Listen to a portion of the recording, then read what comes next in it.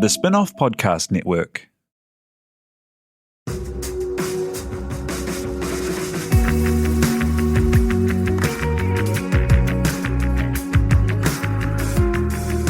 You're listening to Business is Boring, a podcast that reckons it's anything but. Business is Boring is brought to you by SparkLab, offering inspiration and practical advice to help businesses find their edge. To hear more about SparkLab, including details about the latest events, workshops, and business tools, visit sparklab.co.nz. And now, here's your host, Simon Pound. Kia ora koutou katoa, and welcome to Business is Boring. Every year, New Zealand sends more than 16 million unrecyclable toothpaste tubes to landfill, and that's just Aotearoa.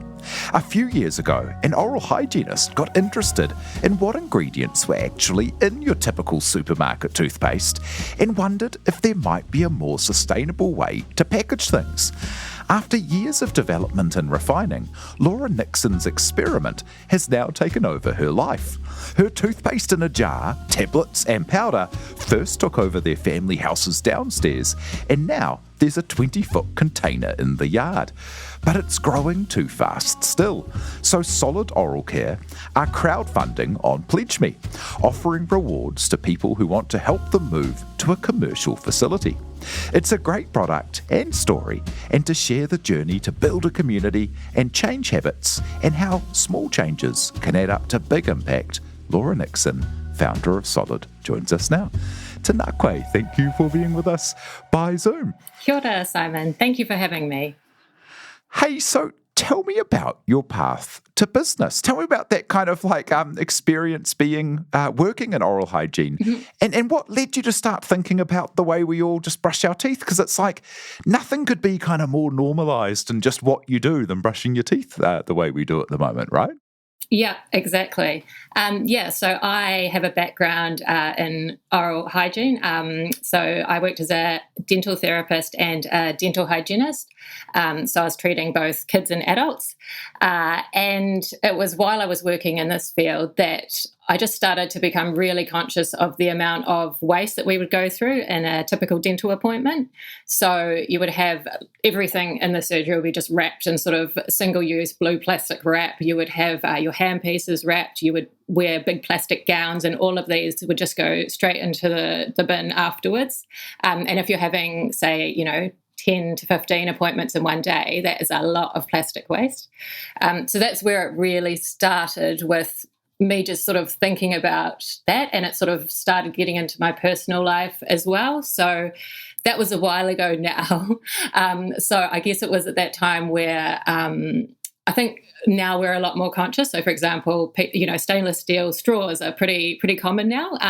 But back then it was a bit more that was a bit weird. So I started doing all that kind of thing and just reducing that waste in my personal life, and then started to look at my personal care items. And when I looked at what options there were for toothpaste, I was sort of like, well, there's nothing really here that I would be happy to use on my teeth. It's all kind of strange, like sort of coconut oil with a bit of baking soda sprinkled in, no fluoride, nothing that's actually going to help your teeth.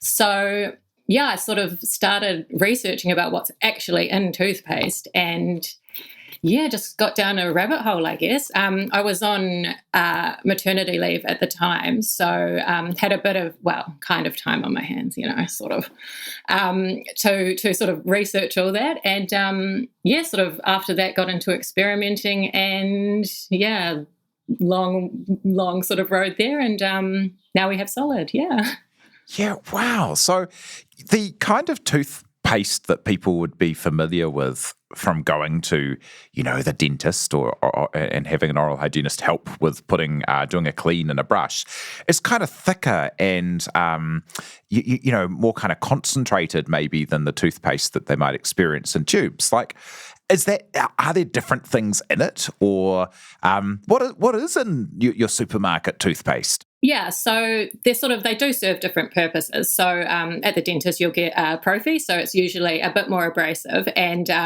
it does sort of the job at the time. However, supermarket toothpaste is quite different, where it has quite a lot of water in it. So supermarket toothpaste have up to 40% water, and then often sort of a bit of filler, SLS, which is sodium lauryl sulfate, which isn't a brilliant sort of ingredient, but it's what gives you that real big foam that we sort of are conditioned to expect and think that means it's cleaning. I sort of got into researching what ingredients are actually beneficial for your teeth rather than the ones we're just sort of used to having in toothpaste, and came up with our toothpaste in a jar. So that wasn't my first product, but it was kind of it's like our hero product. It's what I think we're most known for, because we're the only fluoride toothpaste in a jar in Aotearoa, which is really cool. Our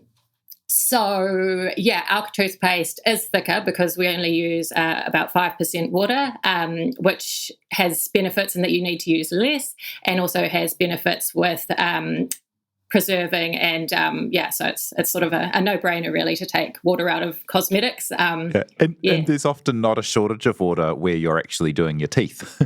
No, and even if you don't have enough, your mouth will produce saliva for you, which does the job too. Yeah, and so what actually goes into is so with Solid and the formulation you got to, like what's in there? As it's quite interesting, because I imagine that there isn't a perfect overlapping Venn circle of people who are very interested in sustainable alternatives to packaging and people who are looking for fluoride in their toothpaste as well. Yeah, I guess you would sort of think that, but I mean, I know I was in that overlap, and surprisingly, it does seem to be that a lot more people are. I know people who aren't into fluoride, you might sort of think there's quite a lot of people, but it's kind of a small but vocal minority. And I think a lot of people do sort of trust the scientific research and do want something that's actually sort of proven over many years to protect their teeth. So yeah, I think that is growing, because as more people get interested in sustainability, you end up with more people shifting over from that I want to protect my teeth, but also into I don't want to be throwing away a plastic tube every month. Yeah, and if you're interested in taking a science-based approach to climate change being a threat that our carbon impact can mitigate, if we can mitigate our carbon impact, you can take a science-based approach to fluoride. Yes, exactly. Yeah. Yeah, so tell us about the ingredients that you ended up with. So the ingredients we ended up with, we use fluoride, obviously. It's sort of a no-brainer. At the moment, any sort of alternatives to that just don't have the backing behind them. And if you talk to your dentist or hygienist, they will recommend you use a fluoride toothpaste. So everyone, from birth really, even just a tiny amount on your, babies or kids' toothbrushes up to, older people. So we also use xylitol. So a lot of the sort of more alternative toothpaste contains xylitol. It is a really good ingredient. It sort of makes the surface of your teeth kind of slippery, so bacteria can't adhere to it. So you don't get that fuzzy kind of feeling as quickly, and you just don't have that plaque build up on your teeth, which is what can lead to decay. So it's only useful if it's used in quite high quantities. Sometimes it's used sort of because it's more expensive than what is usually used, which is called sorbitol, which is in most toothpaste. If you look at the back of the tube, you'll see that, you might have a little bit of xylitol, but you actually need it in a large quantity for it to be really effective. And how did you go through the process of creating your own formulation? Like, that sounds like quite a quite a cool thing to go through. I guess I've always been an ingredient reader. So like even as a child, I would be the one at the table, like reading what's in Marmite and, working out what does what and how everything works. And did that, all through my life. And so often I would kind of hate buying things like, shampoo or, the made-up sauces from the supermarket, because you're like, oh, I can see what's in this. These are really easy to make. I can just put some, soy sauce in with this, and I've got this product. So, it was just a case of looking at what is in toothpaste, and it doesn't actually vary that much between toothpaste. Like once you sort of get to know what's in it, you it's not so much like other products which have like a massive variation between them. So it was just a case of, I guess, going down that research route and then experimenting route and testing and just I guess I like to solve a problem. So kind of, and I don't really look at something and think, oh no, I could never do that. It's more, I'm going to really try and do that, and hopefully I'll get there. And the formats you've landed on, like the toothpaste in a jar is kind of that hero product. Yeah. And then tablets and powder. Tell me about those, as one of the most, interesting challenges for a business is to change people's behaviour, right? And there's such an expected behaviour with the toothpaste tube that's been, advertised into our lives and become kind of the norm. How do you go about changing people's habits and educating them about, the scale of the problem with all of these unrecyclable toothpaste tubes that people are probably leaving behind them without really even thinking about them? And changing that behaviour on the brush. Yeah, it's definitely, it is a learning curve. I do think that now it's becoming people are a bit more open to it. So I think, say, for Atik, right, with their shampoo bars, at the start, that was sort of like, people would be like, what is that? But now a lot of people use them, and they're sort of in supermarkets, and people don't find it as strange anymore. It's just... And for example, with cleaning products, you have the sort of like powders that you make up into a concentrate, which is also a bit of a no-brainer. Why are we shipping, 90% water products around? So I think people are open to that a bit more. And tablets, I think, have really gotten a bit more mainstream. Have you used them? Yes, absolutely. Yeah, so I think toothpaste tablet, like a while ago, people wouldn't have a clue what you're talking about, but now you sort of find that people are like, oh yeah, I actually have tried those, or I've heard of those, or I want to try those. So I find the kind of the chalkiness and then the texture quite satisfying. I quite like it. Yeah. So I think people are open to it, and powder as well. I think powder has been around for a long time. I mean, powder is sort of an old way of brushing your teeth, but also quite an effective way because it has no water added, and it's sort of very light. It's it's practical. It makes sense. And so, how do you go about starting getting the word out for something like this?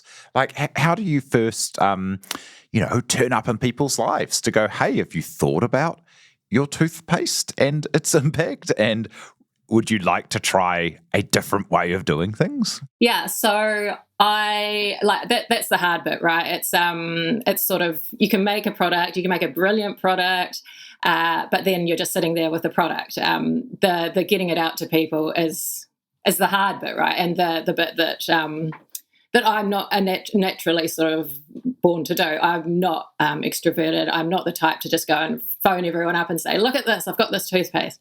So I was a bit more comfortable starting things online. So it was just a case of kind of working out how to do sort of make a website, social media, SEO, just sort of all that online side of things. So yeah, it was that's obviously a learning curve as well, and it takes a while.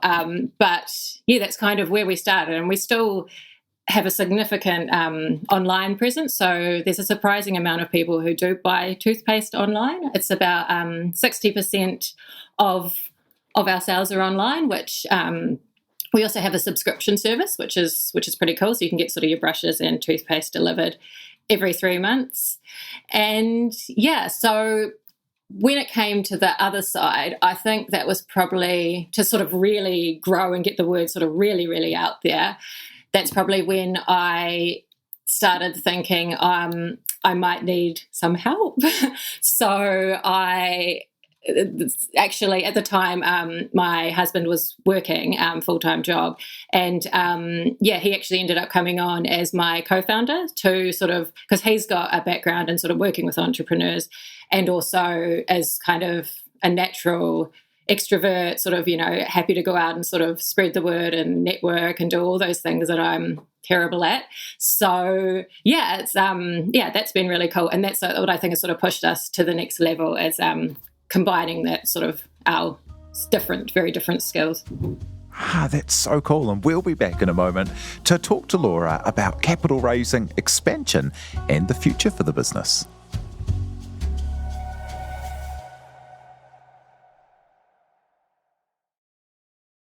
Spark is proud to partner with the Sustainable Business Network and the Climate Action Toolbox. The free Climate Action Toolbox can provide you with simple step-by-step guides to measure and reduce your emissions. Help lead the way to a low-carbon future for New Zealand. Visit sparklab.co.nz/sustainability to find out more. Ready to rediscover the joys of cycling? With over 300 kilometres of cycle paths across Tāmaki Makaurau, jumping on your bike and going for a ride is such a fun way to discover the city from a different perspective. Cycling is getting more and more popular across Auckland, so now's a great time to join the hype and give cycling a go. Head to at.govt/cycling to find your nearest cycleway today. Raising capital or taking your business to the world? Investment Fix has the lowdown on everything you need to make it happen. This season, we're exploring the US market, the opportunities it offers, what it takes to grow a business there, and the best way to approach investors. Join some of the superstars of the investment and business world as they share advice from their time in the US so you can make your mahi count in this massive market. The Investment Fix podcast, brought to you by Invest New Zealand. Tune in today.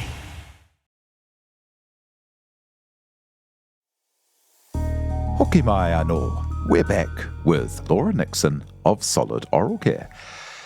So what stage are you at now with the business? You've got kind of that full range. You offer more sustainable bamboo-handled toothbrushes. You've got the subscriptions. How else can people kind of find the product, and what does the business look like today? So we're actually, at the moment, I think is quite cool because we are getting in front of more people. We're with the help of Adam, as I mentioned before, we're getting into more stores. So you can find us in Good For, you can find us in a lot of the eco sort of refill stores around the country, some chemists. So yeah, we're in about 60 stores now, and that is growing, which is very cool. And some of those stores also have refill facilities, so you can literally refill toothpaste, your toothpaste jar, your toothpaste tablets, and your toothpaste powder. So you're literally creating no new waste when you do that. Yeah, that's so cool. And you make it all currently in your house, right? In Titahi Bay? Yeah. So we've converted the entire bottom part. We have quite a strange house, and we converted the entire bottom part into a toothpaste lab. So it started sort of just a small section of downstairs, and then as we've needed to, has just gradually grown. And yeah, so basically now we just all sort of huddle up on the top level, and the bottom level is toothpaste. All, it's like all stainless steel benches, big mixers, all set up, as a toothpaste lab. Yeah. And that's kind of cool, with like a young family seeing mum and dad make cool stuff happen every day.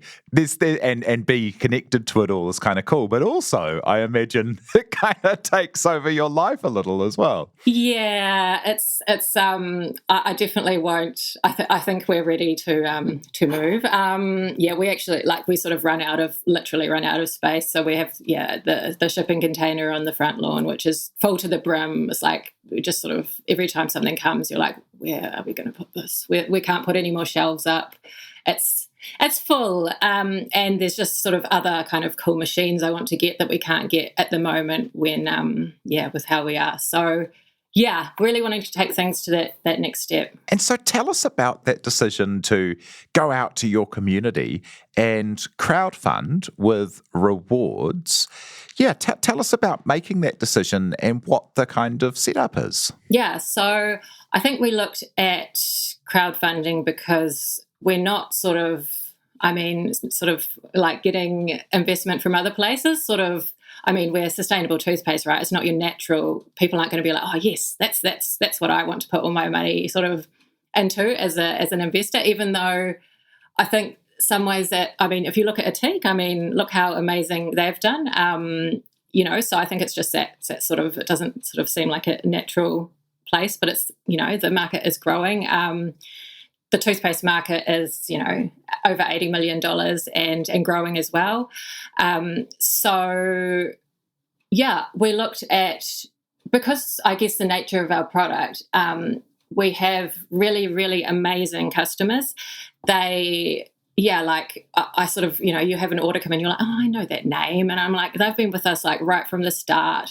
And they, people tell all their friends, people, will comment on our social media just saying, I love this toothpaste. It's sort of, even things like it's changed my life or changed the way, and that is just sort of such a cool thing to hear that, I think far too much about toothpaste, but it's really cool to hear that other people also think a lot about toothpaste and find that it's one of those changes that, they may have already made one change in their lives just to think about being more sustainable. Maybe they started composting and then they're like, wow, look at my toothpaste tube. And then they start, on this toothpaste, and it's sort of one step in that behavior change. So yeah, I think we're not saving the world by making, sustainable toothpaste, but it's that behavior change and just sort of, I think, hopefully paving the way to somewhere, a sort of a world where we kind of can do things a bit better and just not so disposable.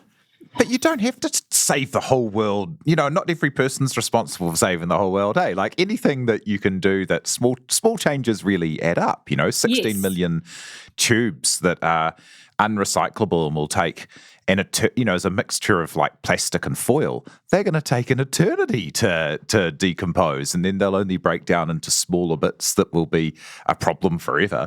Like it really, every toothpaste tube stopped is a benefit for a long time. Yeah, plastic is tough, right? Like we definitely have a problem with plastic, and I'm not one of those. I sort of don't think, all plastic is terrible, and there's no perfect packaging. But I also think there are some that are better than others, and if we can try and move towards those, I think we'll be a lot better for it. And I love the way that with your glass jars, you also do an exchange program, right? Yeah, so I think we sort of settled on that because we accept back all our jars for sterilising and reuse. And at the moment, we have about 15% of our jars are returned, which is pretty amazing when you sort of think about it, as well as we have people who are just refilling their existing jars. So, yeah, that's not sort of something that kind of, makes us money or anything, but it's something we do because we think it's the right thing to do. And there's a lot of research that shows that reusing glass over time has similar or less carbon impact than single-use plastic. So, yeah, I think reusing is sort of where we need to go. Oh, and glass is, I find it wild that we have this, as a society, this kind of view that, you can get a wine bottle and like use it once and then chuck it in the recycling and you're somehow part of like a decent system. Like, and at the same time, everyone in their house has got all of these glasses that they reuse thousands of times. Yeah, it is. It is. We don't need to recycle the stuff. Like sterilisation, washing and reuse of glass should be the absolute norm. Yeah. And anything that you do, like your company does, that brings a light to the fact that's possible and sensible is fantastic. Yeah, it's really cool. There's about 30 businesses around Aotearoa that do this, so they have their product in glass and then accept it back. So I think it's, at the moment we're sort of all doing it ourselves, which can be a bit difficult, but hopefully in the future there's sort of a way that it's made sort of easier and it's sort of the norm. Yeah. And tell me about the dispensaries, as, that's not a trivial problem to solve, is it? How do you put consumer goods in refillable, small units where you're not going to have a staff member standing there the whole time to do it, or whatever those kind of things are? Like, how have you solved that problem? Yeah, so I think refilleries, they are becoming more common, and I think people are a bit more comfortable about using them now. And, I think, with our tablets and powder, it's kind of, it makes sense, right? It's pretty easy to, pop tablets and powder into your container, take them home. They're dry, they're not difficult to work with. But people also really wanted to refill toothpaste. Not everyone, uses tablets and powder. people like the paste. So I started thinking, how could we refill paste? It's such a difficult substance to work with. So your typical, the sort of pump bottles that you see for, dishwashing detergent or shampoo wouldn't have a chance of working. So I started thinking about what substances were similar to toothpaste, and ended up going down the road of looking at sausage makers, because it's sort of that meat paste weirdly is kind of, a similar kind of texture. And so, ended up, I was at my father-in-law's, and he had an old sausage maker in his cupboard. I was like, oh, like just an old manual one, a 3-litre one. I was like, wow, you're using that? And he was nice enough to give it to me to do some experimenting with. And my mum's also, she's kind of similar to me, and so she helped me with that. And we ended up engineering a sausage machine into a toothpaste dispenser, and now we have 3 of those in Aotearoa, and they're going well, pumping out toothpaste every day. So I love it. And tell us about how people can get involved to the crowdfund and how it works. So it's not an equity one, is it? And it's live now. So by the time this pops out, it'll only be live for another week or so, I think. So if you're interested, get moving. But not equity, so it's more one where rewards are swapped for the support people give. What kind of things have you got going there? Yeah, so we have quite cool rewards. I think we spent a bit of time thinking of some cool things. So, for example, we've got something for someone who's never heard of sustainable toothpaste. You can just, pop in a small amount and get like a sampler pack to try. Right up to, we've got sort of a giant toothpaste tablet jar, which has been surprisingly popular. So get onto those. There's, I think, only maybe 7 left or something. As well as right up to you can design your own toothpaste. So basically, you can work with me and choose your flavour. We will work on, a way to make that work, and you end up with a batch of your own design toothpaste. So, yes, go on to that one. That's so cool. And what's the impact so how long have you been going now, Laura, and what's the impact you've already had as a business? So about 3 years now, just over. And so in that time, we have saved 35,000, which is probably a bit more now, toothpaste tubes from landfill, as well as we are climate positive. So we offset all the carbon that we use, which means that, our business practices means that we sort of try and do everything in a way that works. Like, there's so much waste behind the scenes in business, and I think from just the nature of, we started with trying to make that as minimal as possible, and that has sort of continued even as we've grown. So just communicating with suppliers to make sure that things aren't sent in like individually wrapped in a teeny little plastic bag, which is literally how most products are sent, unless you sort of say otherwise. That's how things are sent, which is also crazy. So I think it's just a case that we have. I think we want to make more impact, but I think we've come a long way. Yeah, and being set up to mean that any growth and anything else that happens is climate positive growth and is not going to increase waste, where the whole economic model's around finding ways to increase your negative impact to get rich. So we're working with Ecos on that, and so they've been really great to work with, and with measuring our and offsetting our carbon. Yeah, love it. And what would your advice be for people who do look at something that's so ubiquitous and part of life and think there could be a better way here? Just think about it and just experiment. I mean, all you need is go walk around your house, find a few things, have an idea in your head and go with it. That's, how I started. It was just thinking, oh, could this be turned into that? And, there's no bad ideas, right? It's just, experimenting and seeing what comes out of it. Yeah, love it. And as a final thought, what will success be for you and for Solid? I think success for us looks like just getting more people into sustainable toothpaste, but also into just thinking about sort of our impact as a whole. So just, I guess respecting the planet sort of that we live on, and seeing ourselves as guardians, and that we, have a responsibility to look after this planet, and that what we're doing is not sustainable, and that we can do that. We can do that. Yeah. Oh, that's magic. Well, thank you so much for sharing the story today. And head along to PledgeMe if you're interested here to help Solid's next step of growth. So thank you very much for being with us, Laura Nixon. Thank you for having me, Simon. So thank you to Laura and to you for listening, and for everyone who helps make this happen, like our producer, Samuel Robinson. Do follow Business is Boring wherever you get your podcasts, and be sure to rate and leave us a review if you like what we do. E noho rā.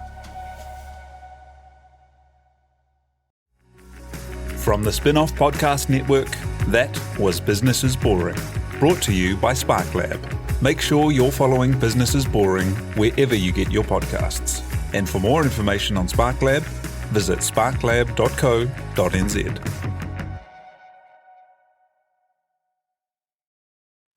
Kia ora e te iwi, Te Aihe Butler here, podcast manager at The Spin-Off.